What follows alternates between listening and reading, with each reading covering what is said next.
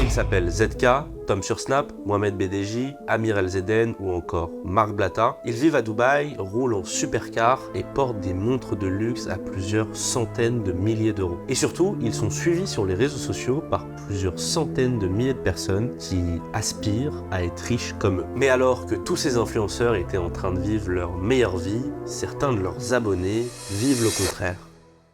J'ai investi avec Marc Blatta 1500 € dans son copy trading pour à la fin avoir tout perdu. Aujourd'hui, nous allons parler du copy trading, ou plutôt comment une approche légale de l'investissement financier a été détournée par des influenceurs pour s'enrichir sur le dos et l'incompétence des autres. Mais avant de revenir en détail sur l'affaire qui secoue et ternit l'image des influenceurs de Dubaï, je vous propose que nous revenons sur la définition même du copy trading. Ok, imaginez, vous recevez des amis à dîner et pour le plat, vous préparez une recette que vous connaissez sur le bout des doigts sans problème. Par contre, pour le dessert, c'est une autre paire de manches. Vous avez envie de quelque chose de très spécifique que seuls les grands chefs pâtissiers peuvent réaliser après des années d'expérience. Vous fouillez sur internet et heureusement, vous tombez sur une vidéo YouTube d'un grand chef pâtissier qui vous explique comment réaliser cette recette spécifique. Ce que vous avez à faire, c'est de simplement copier ce qu'il dit et de l'appliquer à votre recette, de suivre son tuto étape par étape et de vraiment copier. Et le copy trading, c'est exactement la même chose, sauf que c'est pour de l'investissement financier. Je mets investissement entre guillemets, parce qu'il y a une vraie différence entre l'investissement et le trading, mais on y reviendra au cours de cette vidéo. Vous allez sur la plateforme, vous mettez 100, 1000, 10 000 $, vous choisissez ensuite les traders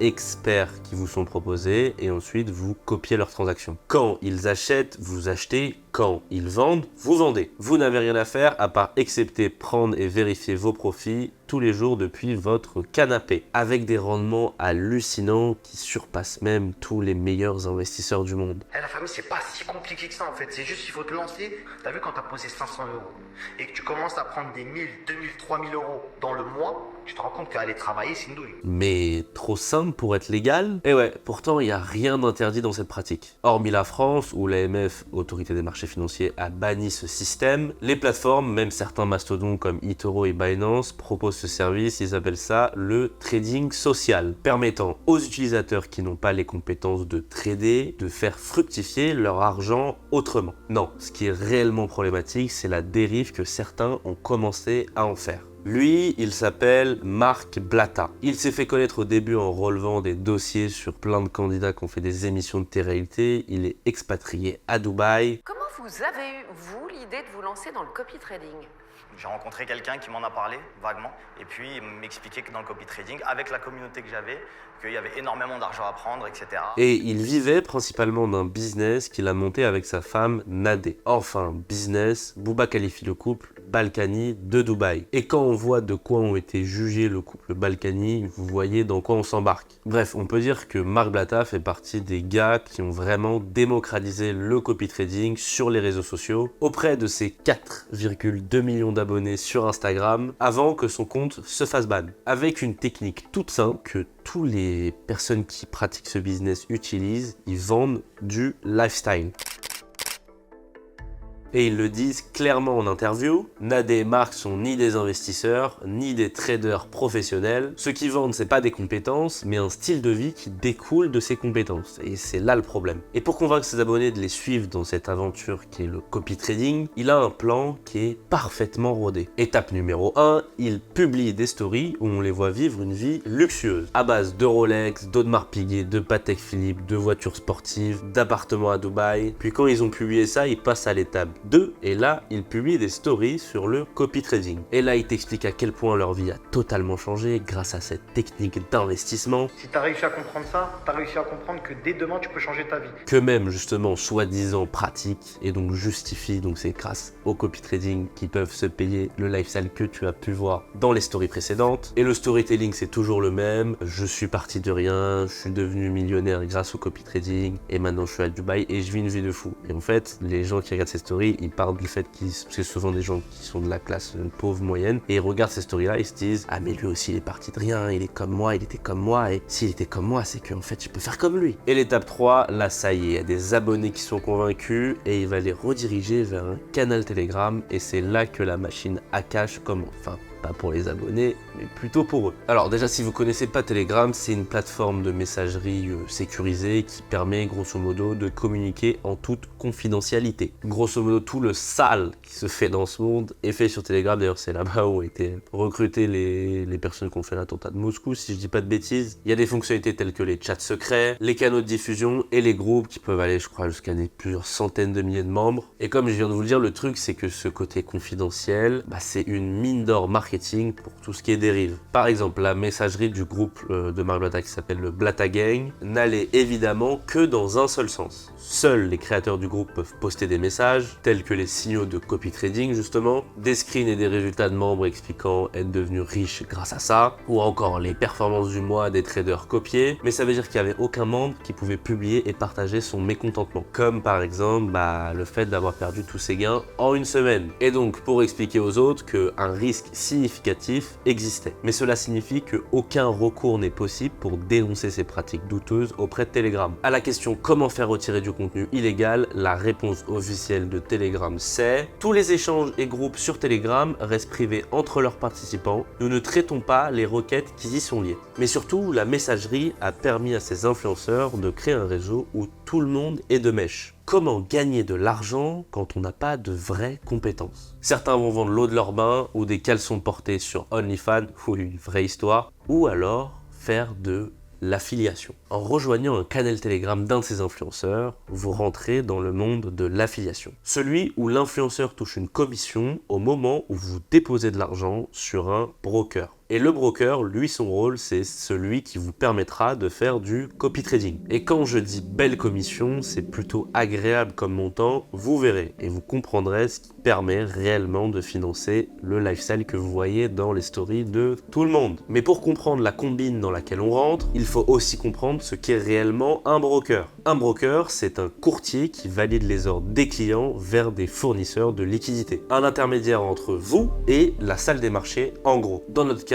les ordres de liquidité se font sur le marché Forex, qui est l'endroit où les devises convertibles sont échangées l'une contre l'autre. Par exemple, euro contre dollar, le link sterling contre le franc suisse, etc., etc. À savoir que c'est un marché extrêmement volatile. En plaçant vos ordres, vous pariez soit à la hausse, soit à la baisse. Mais c'est là que commence le premier problème. Déjà, la plupart des brokers que vont vous proposer ces influenceurs sont basés dans des juridictions où il n'y a aucun contrôle financier, des juridictions qui sont en dehors de l'AMF, etc. C'est souvent basé dans les îles Caïmans, à Chypre, à Malte, bref, vous avez vu un peu le genre d'endroit. Ça signifie donc qu'ils ne sont pas régulés sous plein de pratiques, comme par exemple le spread. Le terme anglo-saxon spread en finance signifie écart, différence. Concrètement, le spread provient du fait que les acheteurs ont tendance à acheter à un prix inférieur et que les vendeurs veulent vendre eux à un prix plus élevé. Quand ils trouvent un prix qui convient aux deux parties, l'affaire est conclue. S'il n'y a pas encore de compromis, ce qui peut arriver régulièrement sur le marché du Forex, nous voyons un spread sur le marché. En soi, le spread n'est pas illégal. Sauf que sur le marché Forex, le nombre d'ordres d'achat et de vente sur le marché est tel que le spread est souvent flottant. Prenons un exemple pour que vous compreniez où je veux en venir. Supposons que vous voulez acheter la paire de devises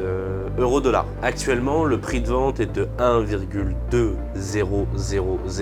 et le prix d'achat est de 1,2005. Cela signifie que le spread est de 5 pips. Vous décidez d'acheter 10 000 euros au prix demandé de 1,005. Votre transaction s'élève donc à 10 000 fois 1,005, donc 12 005 $. Pour gérer votre risque, vous placez un stop loss à 1,1980. Cela signifie que si le prix de l'euro-dollar atteint 1,1980, votre position est automatiquement vendue pour limiter vos pertes. Vous placez votre trade, vous voyez comment le marché évolue et là vous voyez une bougie rouge se former. Elle grandit, jusqu'à qu'elle se rapproche dangereusement de votre stop loss, la clôturant définitivement. En soi, c'est le jeu. Mais là, vous regardez votre historique de trade et vous voyez que la bougie s'est clôturée non pas à 1,1180 mais à 1,1190. Bizarre, sachant que votre stop loss était à 1,1180. Vous regardez en détail et là vous comprenez que le spread n'est plus de 5 pips mais de 10 pips. Entre le moment du trade et sa clôture, le spread est devenu flottant,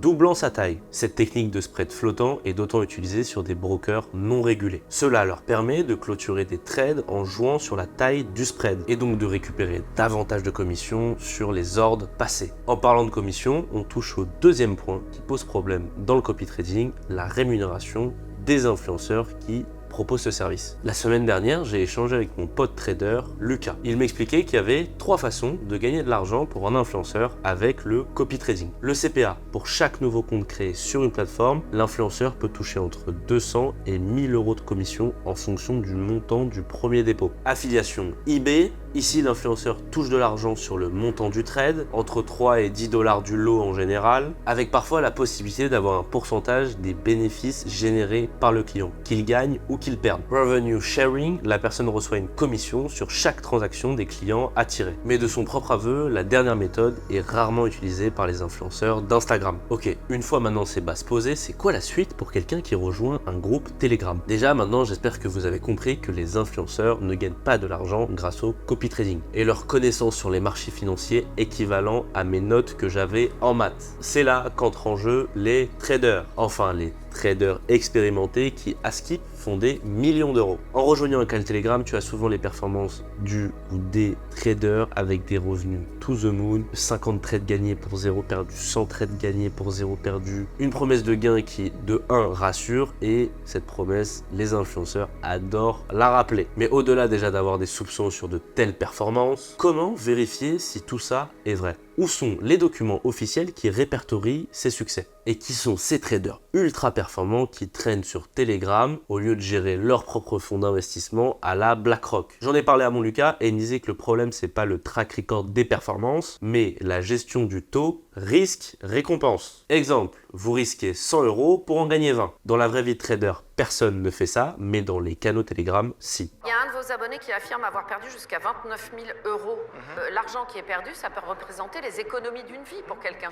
Déjà, c'est quelqu'un. Déjà, je vais vous parler clairement. Déjà, c'est un idiot. T'as 30 000 euros. Déjà, pourquoi tu vas pas mettre un apport dans un appartement? C'est un idiot. D'accord. Oui, c'est un idiot. Donc là, vous êtes... Perdre 30 000 euros dans du copy trading, c'est un idiot. Donc forcément, tu peux avoir des résultats de fou furieux si le trade est gagnant. Mais quand c'est pas le cas, les gens se font tordre en deux. Et bizarrement, ces chiffres ne sont jamais partagés par ces influenceurs. En juin 2023, une plainte a été déposée contre Marc Blatta et Nadé par un collectif de personnes qui se sont senties arnaquées et qui ont perdu entre 800 et 30 000 euros en copy trading. Il y a eu aussi récemment le documentaire de Cash Investigation qui dénonce le business du copy trading et qui devrait en éduquer plus d'un. D'ailleurs, parlons-en de l'éducation financière. En regardant le reportage, il y a plusieurs éléments choquants par rapport à Marc Blatta, mais aussi surtout par rapport aux personnes qui lui ont fait confiance. Et j'aurais aimé revenir sur 3 points que j'aurais aimé connaître plus tôt dans ma vie. Déjà, faut pas confondre investissement et trading. Le trading, c'est de l'achat-revente sur du court terme, voire même du très court terme. Et l'investissement, ça va être souvent sur du long terme, voire même du très long terme. Quand on fait du trading, en rentabilité, on parle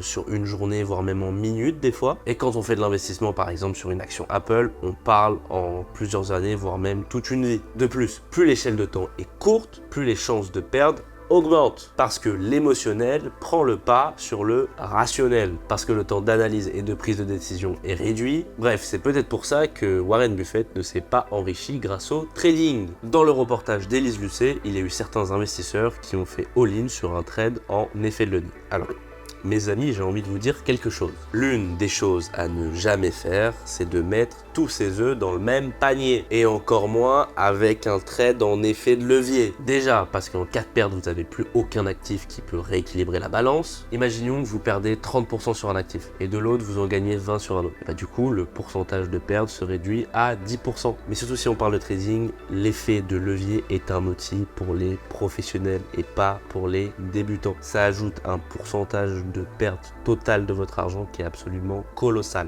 Je vais vous prendre un exemple pour imaginer la chose, ok? Imaginons que vous décidez de trader le Bitcoin. Les crypto-monnaies, c'est le marché le plus volatile du monde, il n'y a pas débat. Quand on regarde le truc comme ça, le choix de mettre un effet de levier sur sa transaction peut s'avérer lucratif. Vous placez donc 100 euros sur Bitcoin et vous décidez d'appliquer un effet levier de 5. C'est-à-dire que pour 100 euros de réellement investi, votre position monte à 500 euros, 5 fois de plus. Si le cours du Bitcoin gagne 20%, vous emportez donc 20% non pas de de 100 euros, mais de 500 euros. Soit 100 euros, du coup, pour 100 euros investis. Toutefois, si le cours devait perdre juste 10%, vos pertes se monteraient donc à 50 euros. 10% de 500 euros. Donc si le BTC perd 20%, vous êtes liquidé et vous dites adieu à vos 100 euros. Donc je le répète, l'effet de levier est à utiliser avec précaution et uniquement pour les professionnels. N'allez jamais dans de l'effet de levier, vous allez quasiment perdre à coup sûr. Est-ce qu'on peut faire plus d'argent en mettant nos économies en bourse ou en crypto plutôt que sur un livret A? À 100%, oui. Avec une performance annuelle, le S&P 500, vous aurez rapporté plus de 150 000 euros sur une période de temps de 30 ans en investissant 100 euros tous les mois. Mais pour ça, 1, il faut se former. 2, il faut avoir une stratégie sur le long terme. Et 3, il faut se diversifier. Et surtout, ne pas écouter les influenceurs utilisant leur train de vie pour vous amadouer. Personne ne peut s'improviser trader. En tout cas, j'espère que cette vidéo vous aura plu. On se dit à la semaine prochaine. Ciao!